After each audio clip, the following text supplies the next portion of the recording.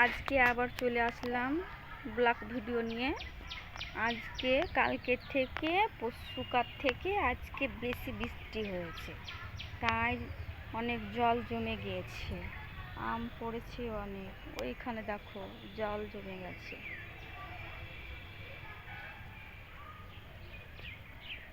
দেখো বৃষ্টিতে কি অবস্থা হয়েছে, এই দেখো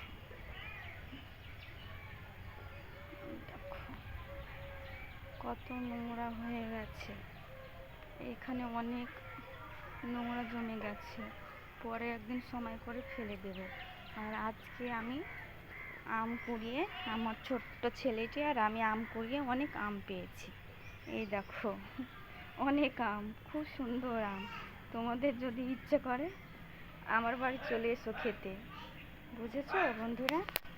তোমাদেরকেও খেতে দেবো।